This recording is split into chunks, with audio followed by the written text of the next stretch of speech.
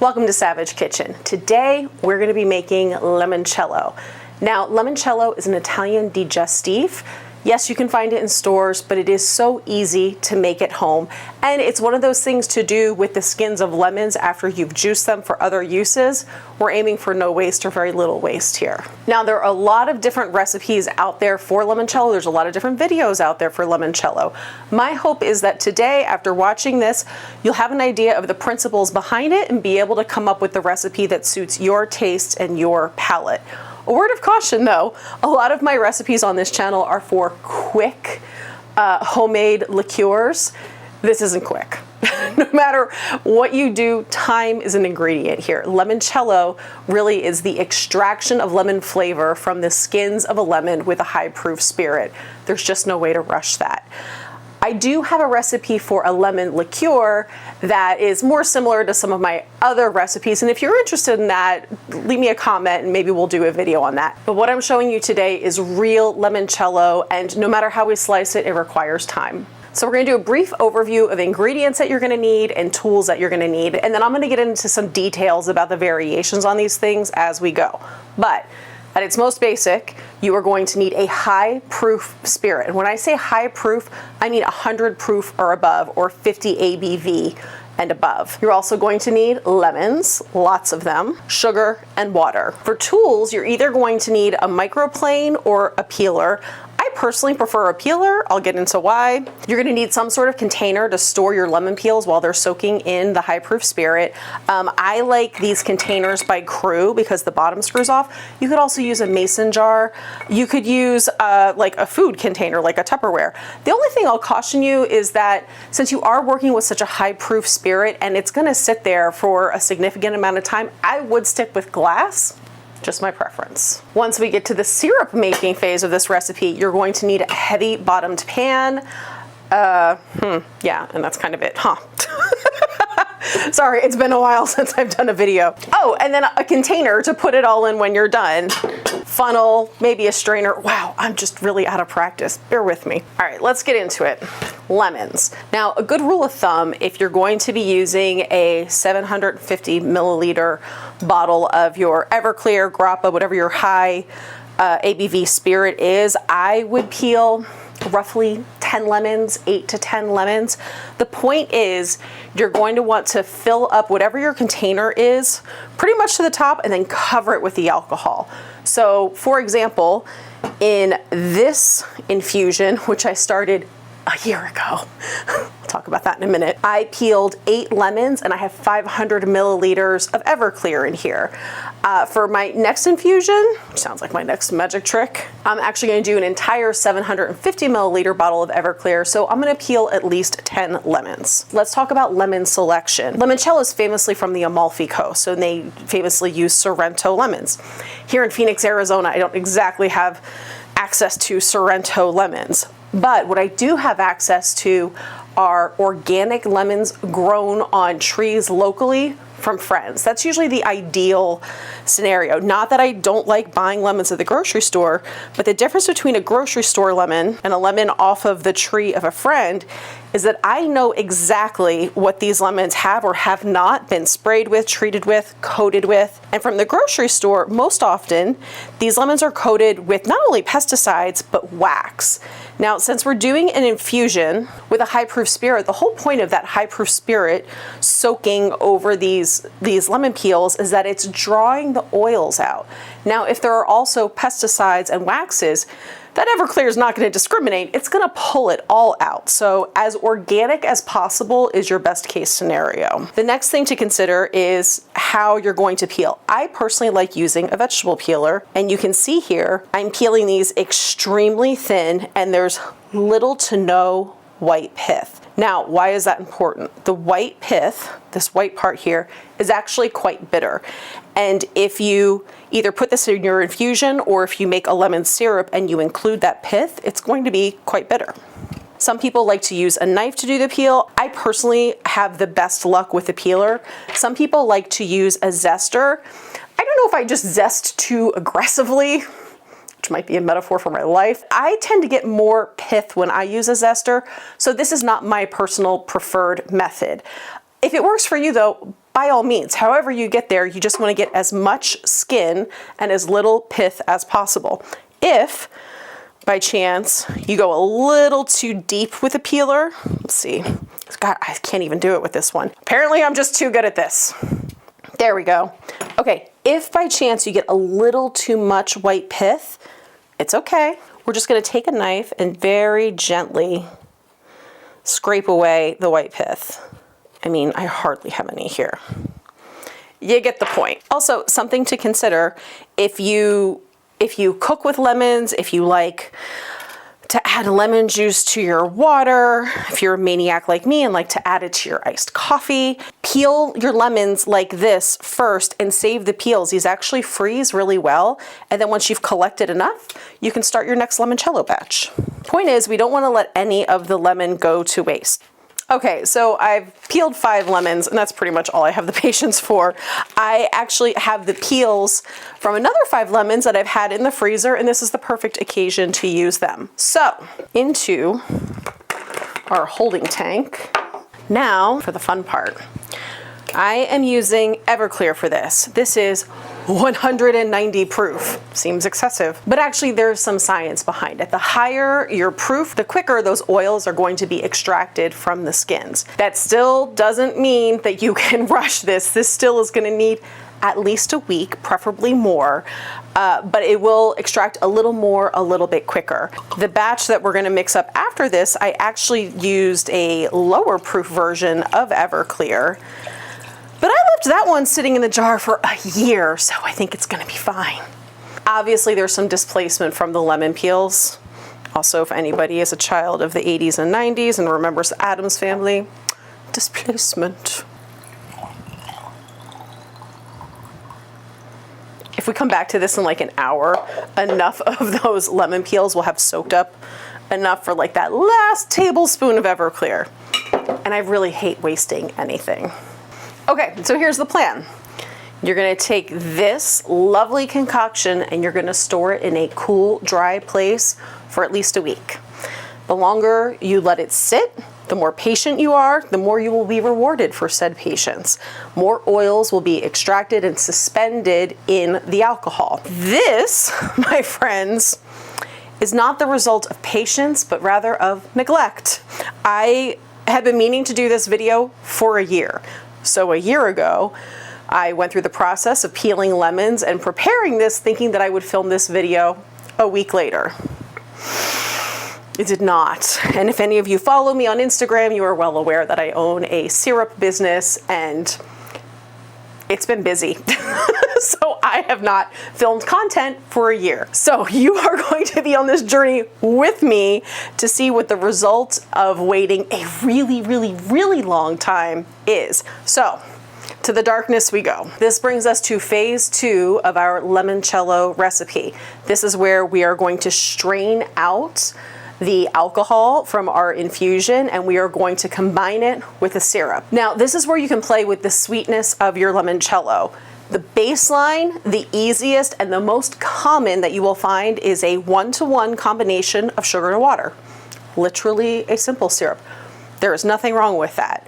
My personal taste, I like it to be just slightly less sweet than that, so I like to do a 1.25 to 1 ratio of water to sugar.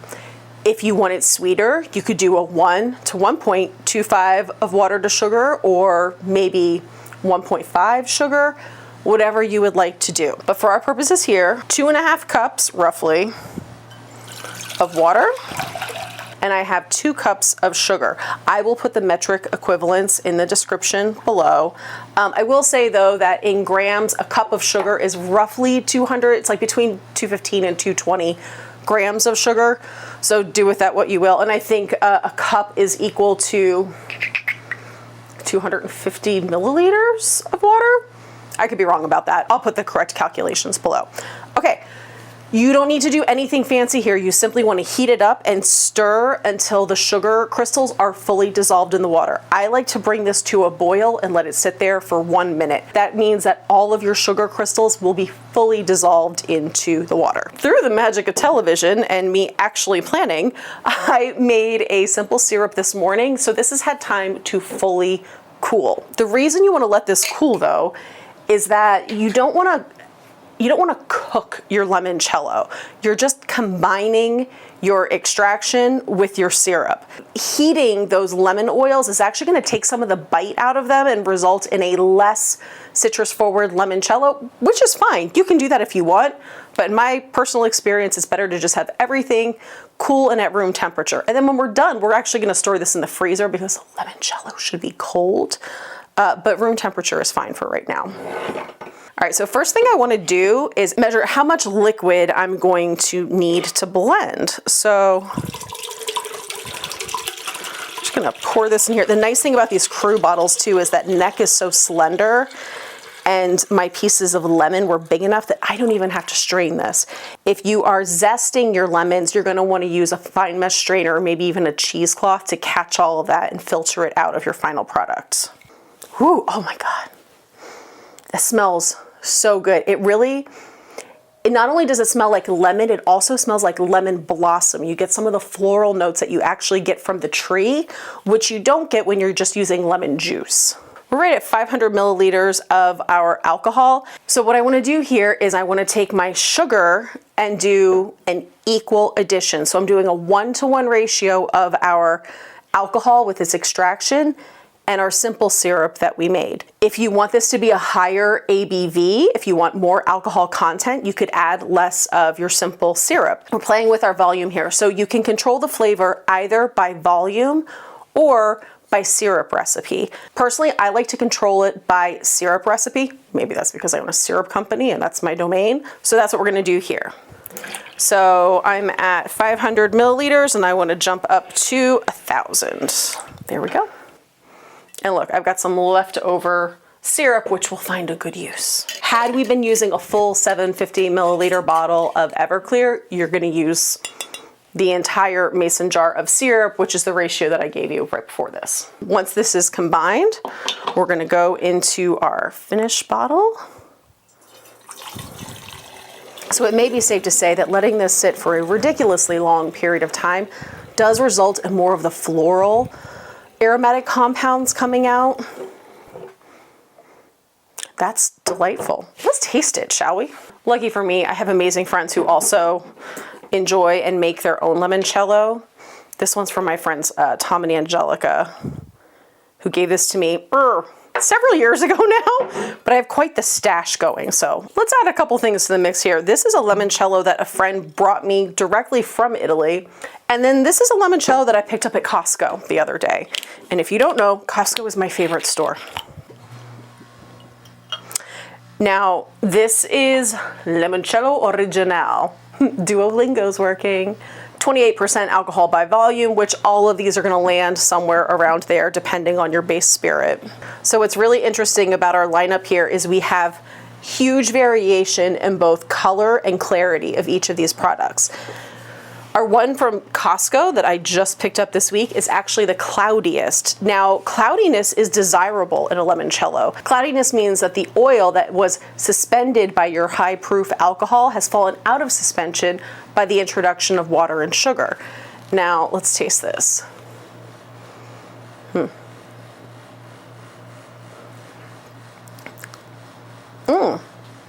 Very good. A little perfumey.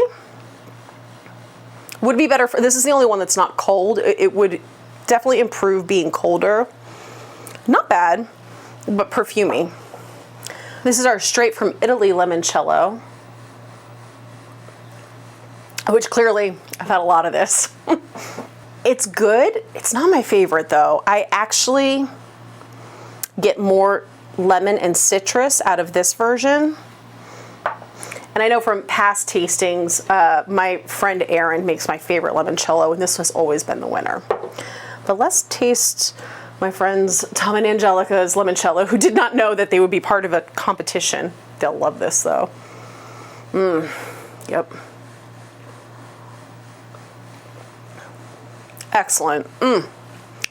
Honestly, so good. And also, there's like an embarrassment of riches. All three of these so far are excellent. We're splitting hairs on the taste difference. And now, let's taste the one we just made. My prediction is it's gonna be a little bit like jet fuel because we literally just combined this. Ideally, after you've combined your syrup with your alcohol, you wanna let it sit for another week or so. But let's dive in, shall we? Oh. Wow. So I can tell from the glass, I have less sugar in this than most of the other ones. And that's because when we made our syrup, I did that 1.25 to 1 ratio. If you want this to be thicker, like these, just do a 1-to-1 sugar ratio, or even add a little more sugar than water. I personally prefer this. It's a little bit drier. It's delicious. Even without waiting, this is delicious.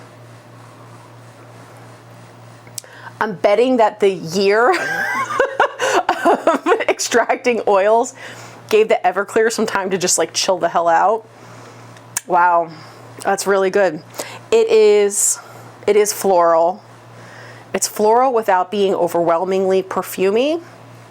And it is citrus, but the lemon in this has mellowed a bit. I don't know that I would, had I not known that I peeled the lemons and put it in here, I don't know that I'd be able to identify which citrus it is. So I hope takeaways from this are limoncello is very simple. It's very forgiving. If you don't use exact measurements, it's okay.